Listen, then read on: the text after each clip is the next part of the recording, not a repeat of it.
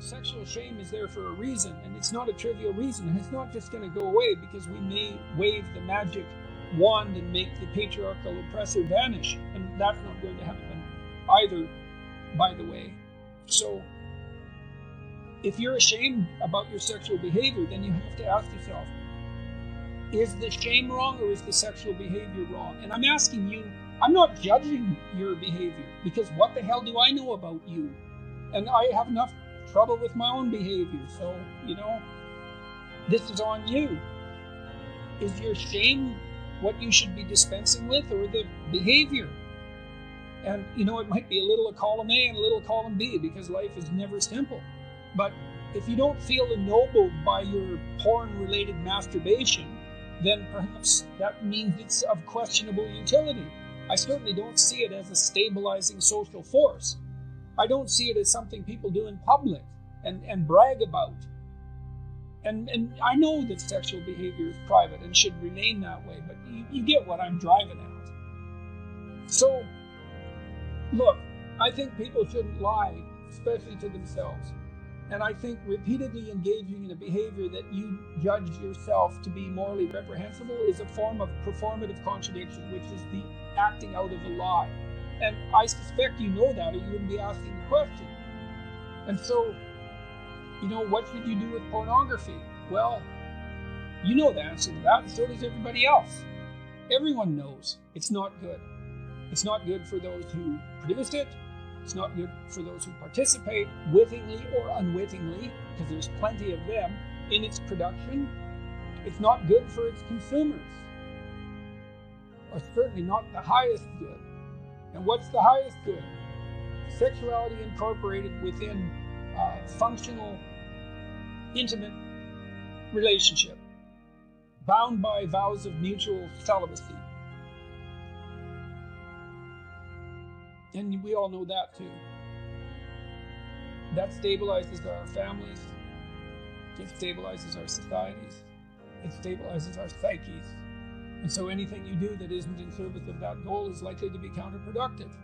And I suspect it's your own psyche, your own soul telling you that. So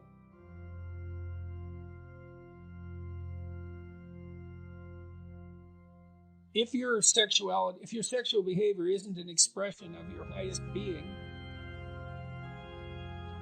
then it isn't serving you in the deepest sense. You're serving it. And that's what your shame indicates. So get out there and find a partner and commit to her or him. And do you have any advice on what to do with porn and masturbation? The less porn, the better. That's my advice. But let's make that more specific. To the degree that use of porn and masturbation is undermining your sense of yourself and providing you with a dearth of motivational reasons to get out there and engage with a real partner, then it's definitely not in your best interest, and that's what your conscience is telling you. And it's the expedient at the expense of the meaningful. Obviously, right? Obviously, there isn't any more obvious manifestation of the expedient at the expense of the meaningful than pornography and masturbation. And that's hardly a heroic path. So maybe the less of it, the better. I'm aware, by the way, of the statistics showing that the introduction of pornography into a community doesn't raise but lowers rape probability. I think that's a separate discussion from this, but I just want you to know I'm not ignorant of that. Who's in control? That's the issue. Is it you, or is it the sexuality that's in control? Have you integrated your sexual life into the rest of your life so that the whole thing makes a harmonious balance?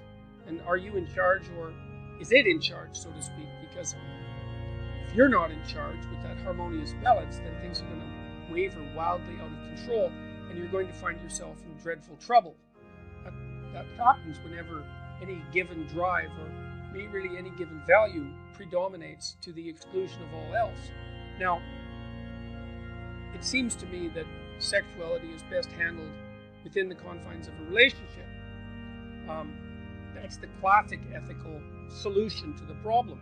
It's because sexuality brings with it a tremendous amount of responsibility. Now, people don't like to think that, especially people who I would say are low in conscientiousness, let's say, or high in impulsivity.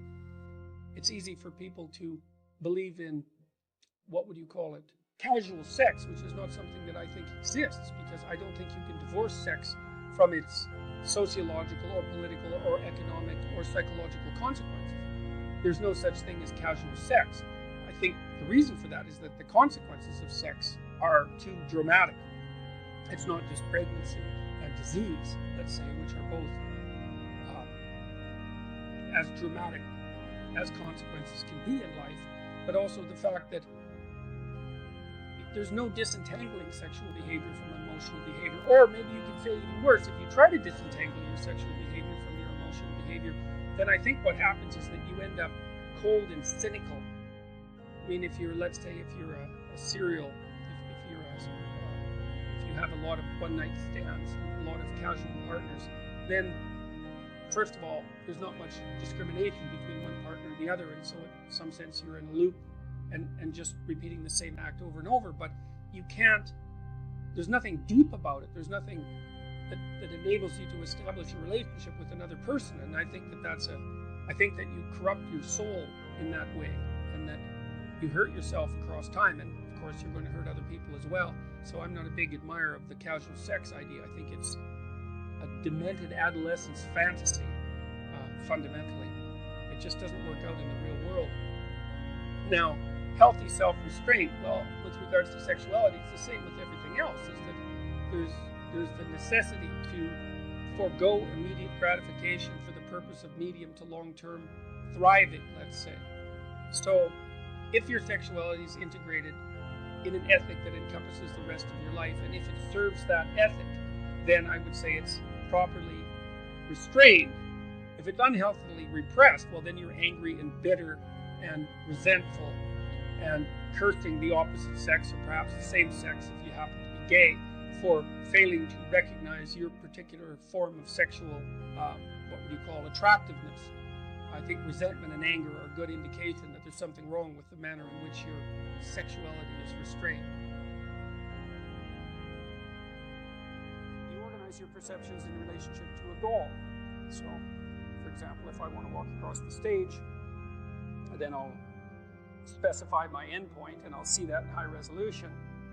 And then I specify the pathway, and that the observation of that untrammeled pathway produces positive emotion, because positive emotion is an index of an untrammeled pathway towards a valued goal, which is also something that's very interesting to know, because it suggests that there's no positive emotion without a goal.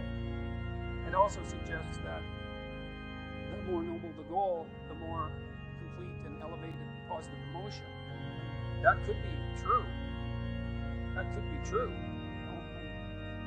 It's the case as well that when you organize your perceptions around a goal, and that provides a container for your negative emotions. So if I want to walk across the stage because I think that getting to the other side is preferable to being here, so that's a hierarchy of value. That place is better than this place. Then when I observe myself undertaking the actions that will get me to that place, that's comforting and provides security, because it shows that the structure that I'm using to organize my perceptions and to reduce the world to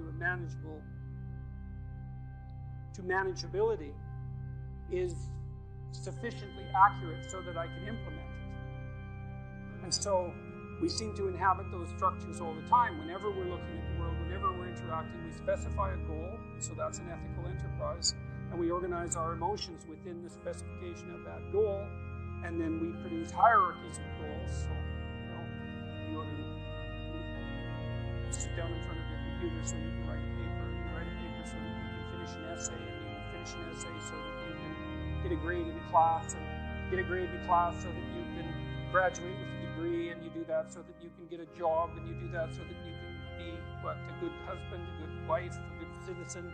You do that so you can be a good person. There's a hierarchy of ethic that permeates the entire enterprise, right from the microcosm up to the macrocosm, and I think that's something like the whole landscape of religious value, with the outermost container. So be a good person, let's say. That's the ultimate aim of the religious enterprise. That's something like the imitation of Christ in the most fundamental sense. And all the things that you do within that are a reflection of that, or you're confused and chaotic. And if everyone's doing that at the same time, then you have a society that's integrated and aiming up and capable of telling the truth.